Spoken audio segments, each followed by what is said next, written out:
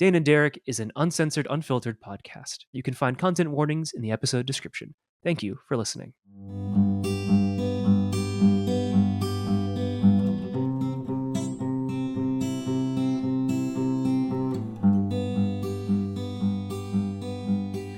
Hey everybody, welcome back to our little corner of the internet, and you are listening to Dane and Derek. My name is Derek. This is our show on the internet where we talk about art, Dungeons and Dragons, life, and more. And I'm here with Dane, as usual.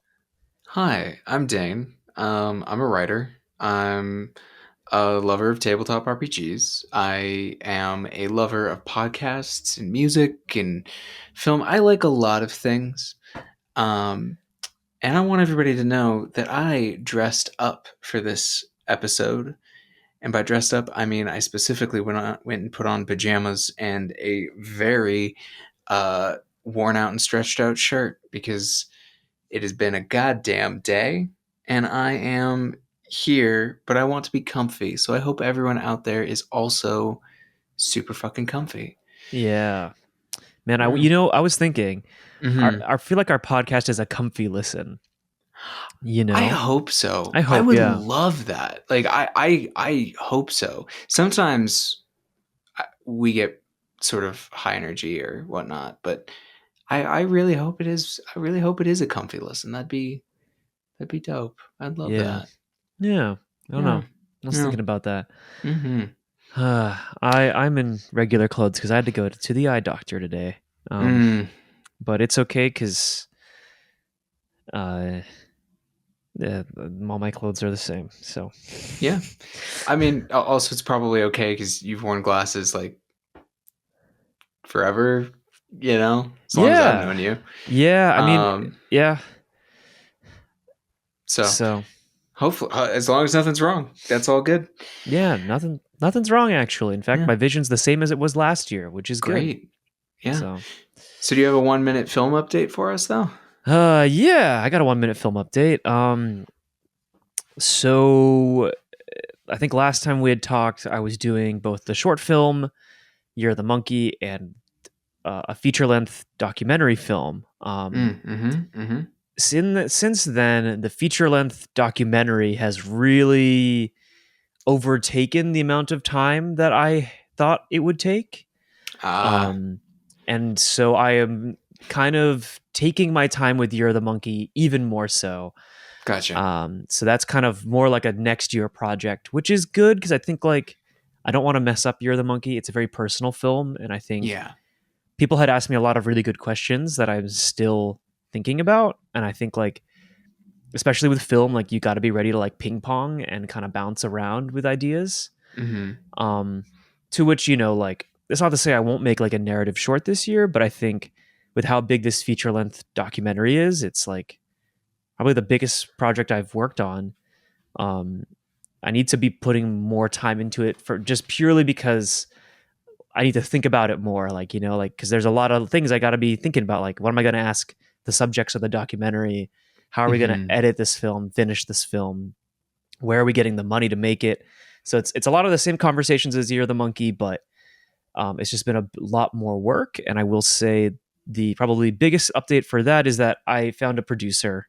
And so I'm working with a producer now, and that has been a lifesaver. So shout out to producers. Yeah, sure. I think less of a shout out to executive producers, but producers specifically. Producers, because it's like when you have a person who is like who can play creative tennis with you, who understands what needs to get done and is really good about like holding lines, I think like that is forever like the most important thing, I think. Yeah, no, I've always said that the role of a producer, they have one job deep down. The role of a producer is to get whatever project they're working on done. It just that means that in some ways the producer has to be brutal in the sense of like they got to be able to kill the darlings, but they also have to love the project, so they'll do all the creative stuff, a good one at least. I think no, yeah, and I think that still very much holds true all the way out into the depths of the industry out here. So yeah, Mm-hmm. So that's been good. Nice. And it's been a lot to like, I don't know. I'm trying to like soak in and make sure to enjoy the process of making my first feature. Mm-hmm. Mm-hmm. I didn't think it would be a documentary, but I'm pretty excited. So that's the I film mean, update. that's how life be sometimes. Yeah. Do you have any are we entering the danger zone or Ugh, we're the entering the danger law in zone. school update? Ugh, The yeah. dangerous facts, dangerous things, dangerous update. I'm sorry. Yeah, law school update. So I'm not exactly sure when this episode is going to come out. So it's kind of hard to give like, I'm not going to say this in the terms of like, this is roughly what I'm doing now as you're listening. This is what I'm doing now as I'm recording, just for clarity. Um, I have finals next week. I have a paper due on Friday. We're recording on Wednesday. Um, I am out of my mind. I'm here, but if I'm out of my mind right now. Like it's tomorrow is my last day of classes of my first year of law school. After Wow. tomorrow, I will be 1/3 of a way done with classes, which it's That's weird. wild. It's wild. I'm exhausted. I in some ways, and I was telling this, and I kind of want to say this on air because it's a little sappy, and I care about it, so I'm going to say it here. I feel a little not like myself at the moment. But talking with Derek has honestly connected me back with a lot of things in just a very short amount of time. Like Derek, you've known me for ages now, and like Mhm. we've done music together, we've done film together, we did D&D, like we talk about writing, we talk about all of these things together, and like it's making me feel more grounded in like other parts of my life, because like right now there is no real other part of my life, and like that sort of sucks, like I Yeah. was and I just want to say that like I just like a shout out to you, a shout out to like all of like my friends and family and Gracie in particular, just everybody, and some of my law friends out in at school. Just like y'all are the ones who make this happen in a way. Yeah, I do the work, but like without like people, like it's just it just makes up so much of life, and it's really important. And I just appreciate you, Derek, and everyone around me for sure. So yeah, like that's a kind of a funny update about like what it's gonna be, and where I'm at. But yeah, yeah. Man, you should just give yourself a hug right now because I wish I Oh, could give you a hug. I appreciate that. Yeah. Really do. Man. Yeah, I think it's been a weird because it for those like listening, this episode's probably going to come out end of May and we're recording this end of April. And the Mm-hmm. last time we recorded was about a month ago for the Dungeons and Dragons movie. So Yep. we've been in these like we've had these weird time skips in a way. Mm-hmm. Um, Yeah. and just a lot of things keep changing and a lot of things keep happening. And it's, yeah, I think that's like the thing with life, right? Is like the older you get, the more things you've experienced and the more things you have to process. Mm-hmm. And like to tie it into today's topic, I think that's why I found myself writing more the older I get. Yeah. No, I feel that. I mean, like you said, like the older you get, there's more going on, and also less monumental changes all at once. Yeah. Like, and what I will say about this past like 9 months roughly is that it has gone by so quickly, and also endless. It's like the most endless months Yeah. I can remember in a long time. And I think that has a lot to do with change and a lot to do with the amount I've learned.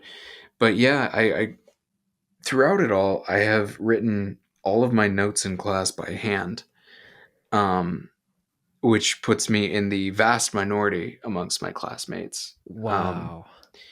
Most of them type, and and I feel a lot of kinship with the act of writing more and more, both creatively and academically, professionally as well now. Um, Yeah. because it, for me, writing at its core has a lot to do with not just the processing of thoughts, but the sharing of them. You Mm, know, yeah. and there's like so many different ways of it. There's not just the words, but the word choice, the person who you can like, you know, the person better for having read their writing, even though language is it's a very fallible and imperfect form of communication, right? Mm-hmm. um it is also just such a window, you know.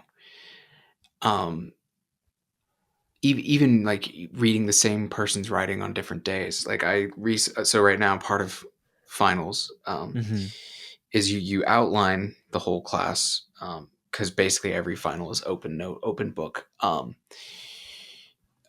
which heads up, if for any younger people out there who are like, hell yeah, open note, open book test, that means the test is going to be fucking hard.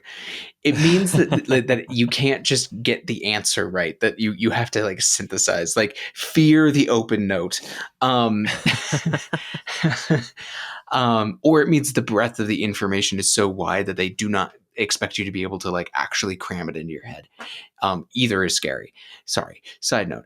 But like looking through my notes, I can see the difference between the days when I had a lot of energy and or the class like was slow paced, because my handwriting is so much better, versus the days where it's like, here are 1,000 concepts coming at you to a minute, where it's like, this is barely legible, right? Like, and I think that's the amazing thing about writing, is that writing is the conveyance of ideas. Um, Mm, and you know, that's kind of true about like all expressive work humans do, you know. yeah. But I think writing is very, very, um, it's a very pure version of it Yeah. in terms of just raw thought, because it doesn't get very abstract. Um, and writing is incorporated into so much of other art forms and all sorts of other forms of creation, expression, and productivity in human existence. You know. Yeah. Yeah. I think, you know, well, one, like, uh, I think like writing, especially because it's in so many spaces and it's like a thing that like you start doing from an early age, you know? Like everyone's parents at some point has like a framed thing of like their kid's first handwriting, right? Mm-hmm. A And lot like of them, yeah. yeah, right. Like at some point everyone's seen their old handwriting, and at some point in your life you kind of find some handwriting that is like very specific to how you write, you know? Mm-hmm. And like I think like observing many different types of writing and styles of writing, and like people who write not just like novels but like screenplays or poetry, or like people who are journalists, you know, like Mm-hmm. there's such a huge breadth that writing can cover. um like I mean, like, you know, I won't speak for my brother, but I will just like put him up as an example. Like he is a writer in the sense that he writes like articles, or he's like learning how to write articles for like sports journalism and stuff like that. Mm-hmm. But he's also a writer in the sense that he's a rapper, which, you know, he writes his own raps, and his own like rhymes and poetry Mm-hmm. stuffs, you know, and that's like, you know, two forms of writing that I've never ever thought like that I could do or like have engaged with, but like, you know, it's like two very different brains almost. You know, most of the writing that I find occupies my brain is like note taking or like screenwriting, which is Mm-hmm. like, um, you know, screenwriting is like a very, it's interesting how like different forms of writing make you think differently. Like Yeah. screenwriting is a very bare bones way of writing because it's very minimal detail, whereas like I've been doing some grant writing lately, Mm-hmm. and it's like that becomes like more essayist, and you have to like really weave a story into it. Mm-hmm. And it's amazing, right? Because like you could say the same thing a million different ways with any combination of words, and it could be anywhere from less than a sentence to a whole novel, right? And you could speak about the same idea or convey the same thought. And it all just comes down to like what you want to use writing for, you know? Mm-hmm. It's like a very like a it's a very like I feel like writing is one of it's like this weird it's like a unspoken thing. Like there's all these like supposed rules and all these supposed ways to do it, Mm-hmm. but people kind of all find their own way to do it and have found a way to communicate with each other through it. Um, and I think, yeah, I think like you brought up a really good thing earlier about how you are in a minority of people that handwrite things. Yeah. I think that physical act of writing definitely is different than the like act of typing. Mm-hmm. And I've noticed that like there are some writers I've met who only handwrite and then they will only transcribe it when necessary, right? Or like Mm-hmm. or they'll use a typewriter. So there's only one copy of it that exists. Um Yeah. and it's always very interesting to see the kinds of ways people write, you know?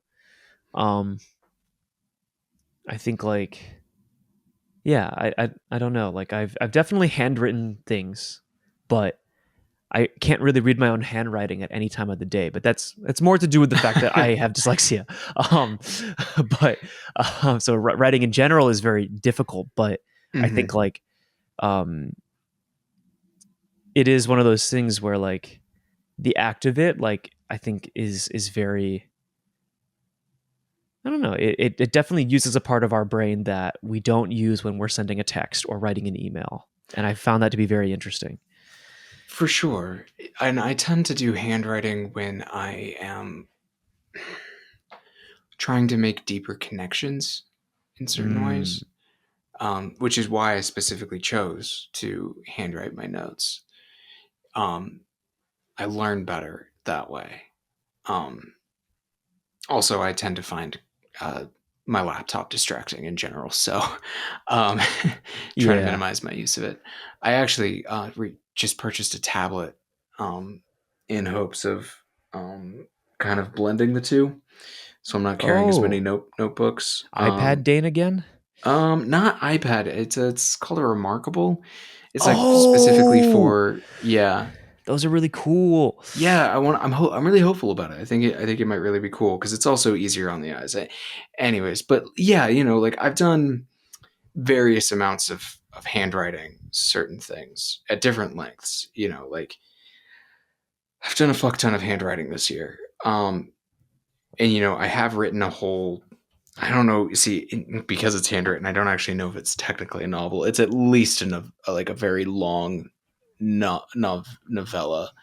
Um, uh, in by hand. And you know what, Mhm. I don't really like that one. It was definitely practice. So it's fine that there isn't another copy, but there was something to that. um and I think it's like it's beautiful, but I am a believer in um your mediums shape how you create, you know Mm. like you were talking about with when you're doing screenplays, like by the definitional formats of screenplays, you start getting locked into writing a certain way, you Yeah. know, um, like just naturally, right? Yeah. Because like you are stopping to, you know, notate the character who's speaking or any number of things, right? Like something, and I don't know how much you've read of my work at this point because I have sent it to you. Um, But something I do is I don't like quotation marks around my dialogue very much. Yes, it's very interesting. I don't like the way it looks on the page. So Yeah. instead, I italicize my dialogue, and that's honestly only an option I have when I type. It just is like I cannot. I cannot notate that properly by hand. Mm-hmm. And I like the way it looks. I like the flow of it personally. Um, It's very and ethereal. exactly. I think it has an effect. Yeah. And that's like something I do love about writing creatively that you don't really get in a lot of other areas, like grant writing, for example, which Mm-hmm. is I like writing lines that mean more than one thing at once. The words are Mm-hmm. what they are, but there's like subtext and double meanings and implied greater meaning. I love that. I love that language has that capability. And like the part of what we do is when we speak with language is we put inflection on our words. We how we our literal voices, you know, like I'm sure you and the listeners can hear how tired I am just from like the scratchiness of my voice at the moment. Um and you can write that. Like you have read things that you're like, wow, this character is tired, or this person who wrote this post or this essay was exhausted by something. I think that's amazing. Um, as you know, I'm really fond of impressionism, Mm-hmm. um, both in just in whatever forms it takes. I love very impressionistic music. I love impressionistic painting, writing, all of it.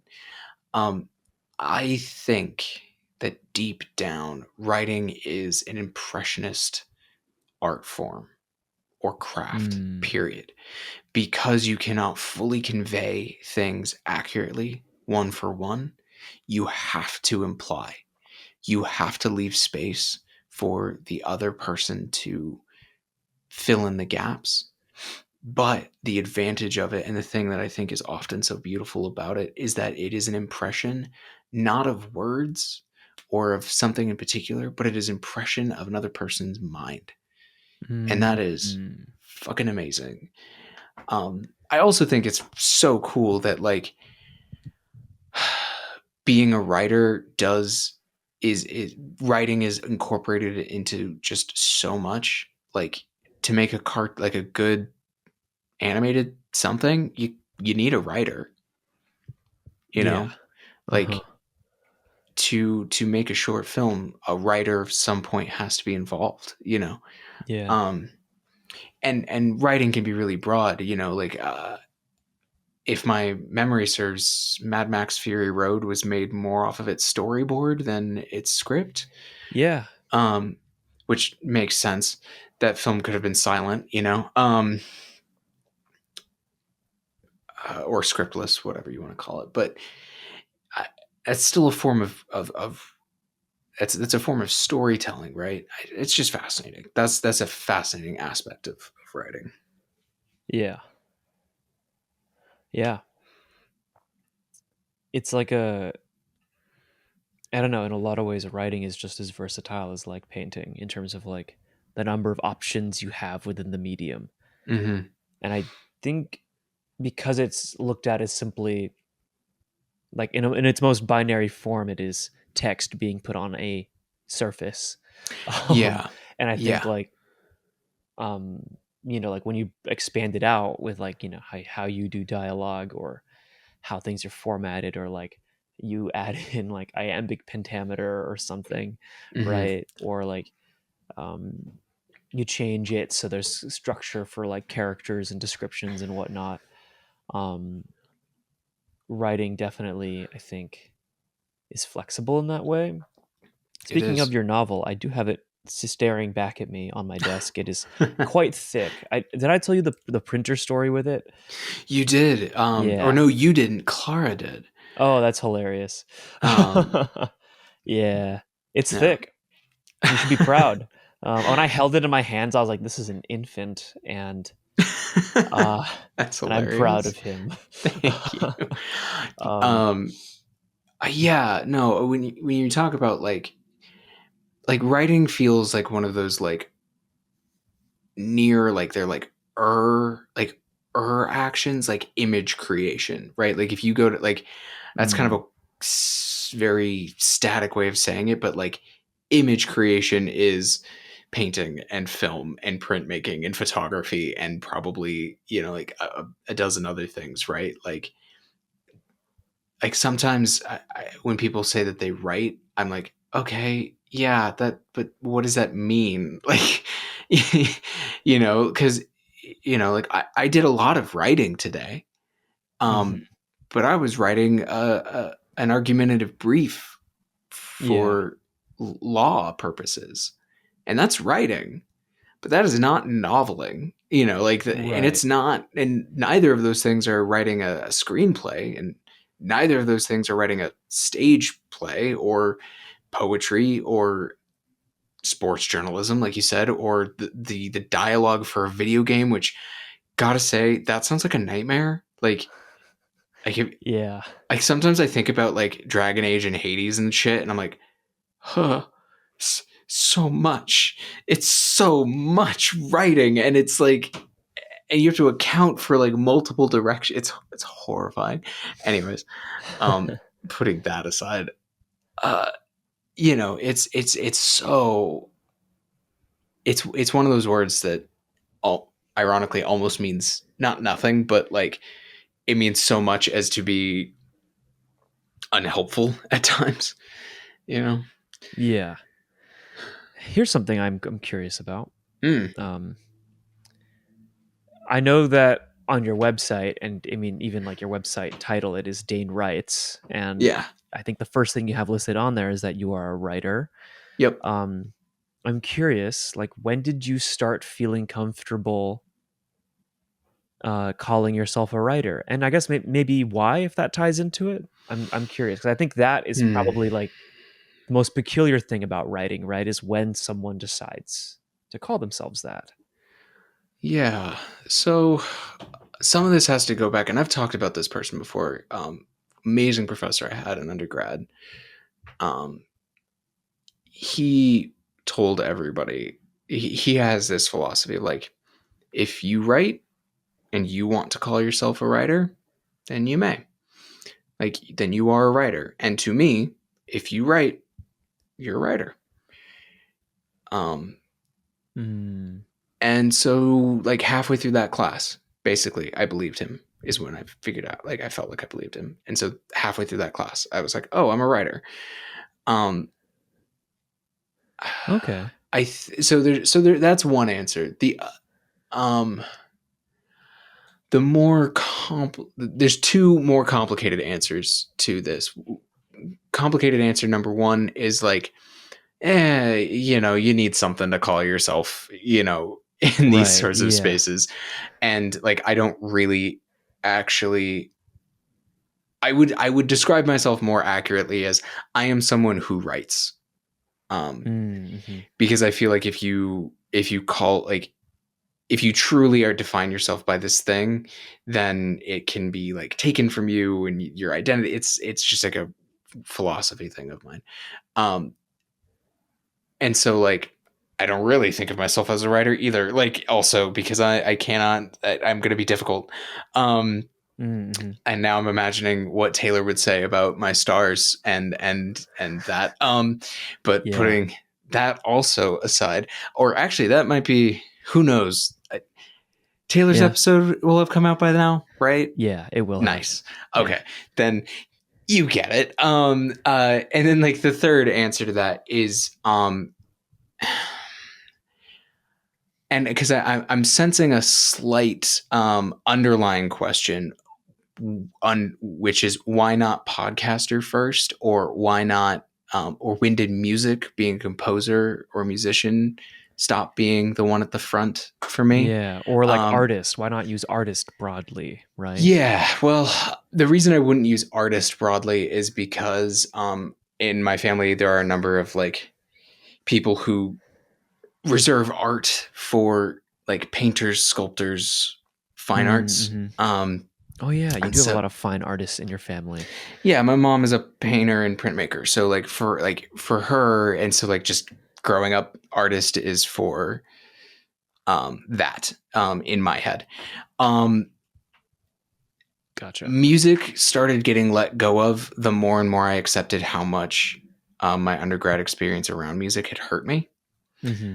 and how much I didn't define myself by that anymore, and how much music was just a joy, and how much more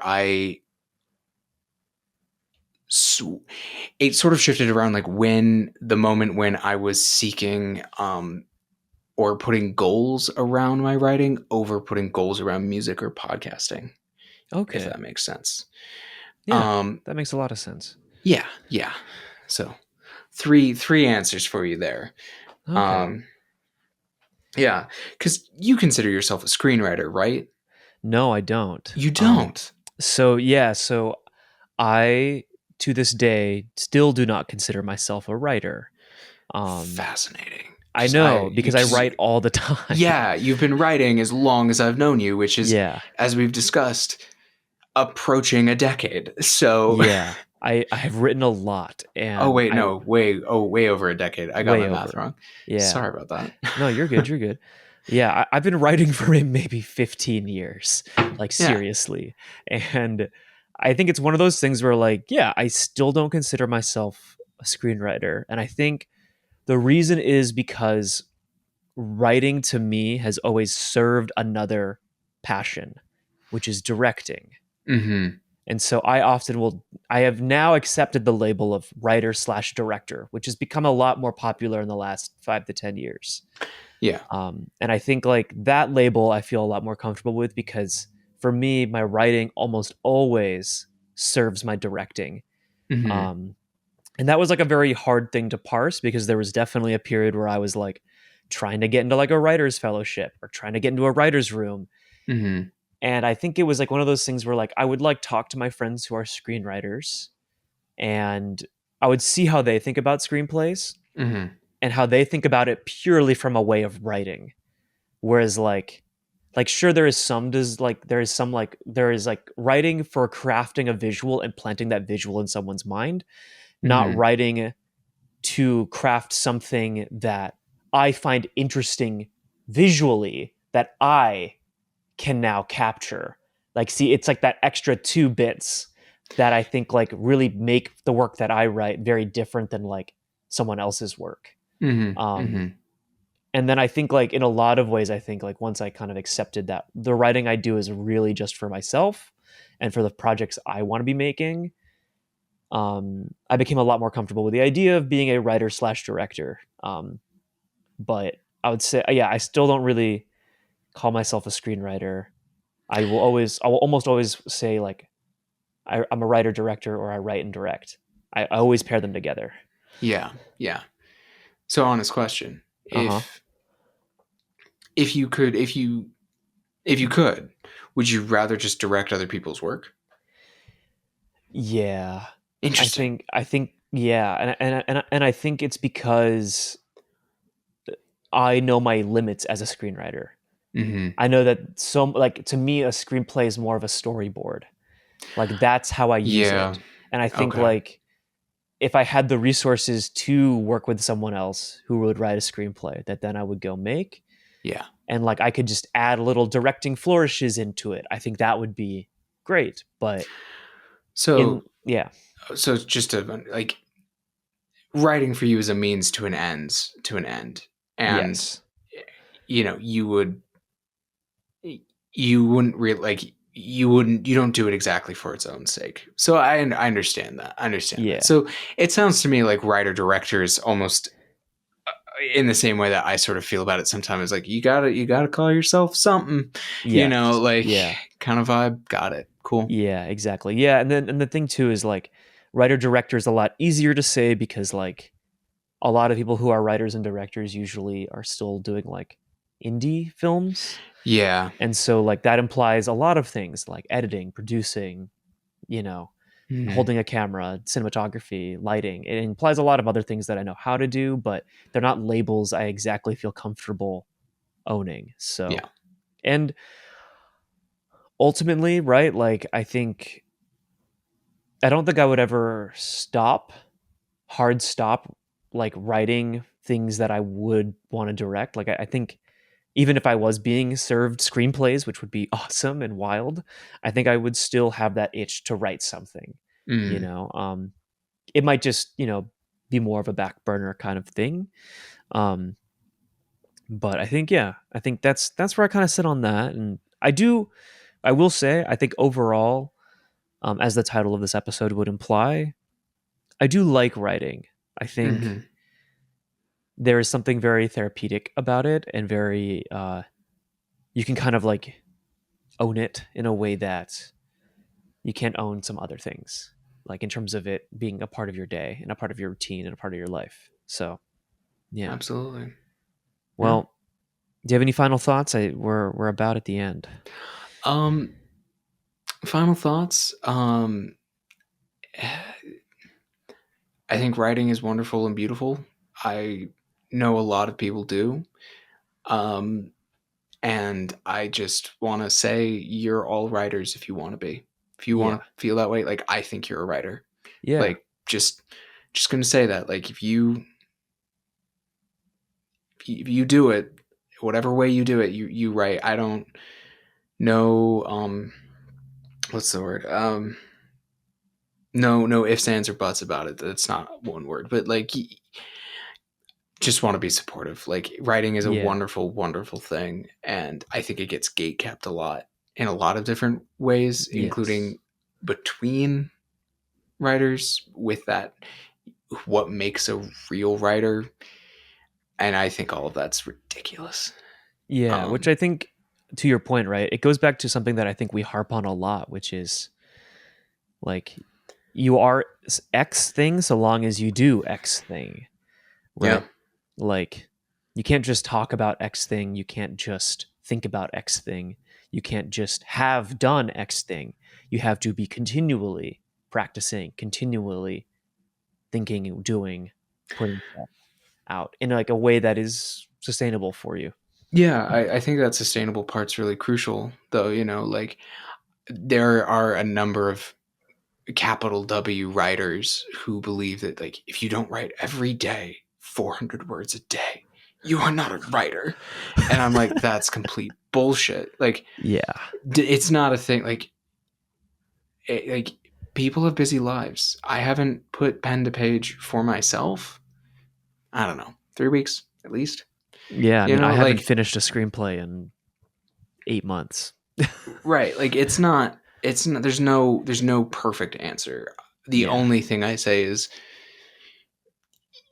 you do it. If you do it, you do it, and that's it.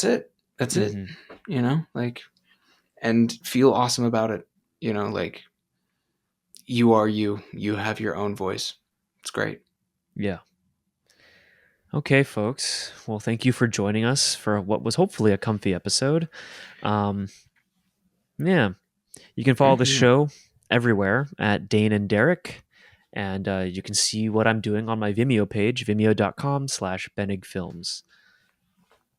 Um, my Substack. Wait, no, my website where you can find a link to my Substack is at danewrites.com. Hasn't been updated in quite some time. That is just life. Eh. But you know, Yeah. yeah. I don't know. I feel like honestly, sometimes the more you can just set it and forget it with some of that social media stuff, the better off your existence is. Oh, 100%. Yeah. 100 fucking percent. But it was lovely being here. Yeah. It was lovely Um, talking to you, Dane. yeah. We'll see you all folks in 2 weeks. Yeah. Catch you later. Out here on the sand, not far from land. Sure, I'm warm, but I wish I was cold with you. Out here on the sand, not far from land. Sure, I'm warm, but I wish I was cold.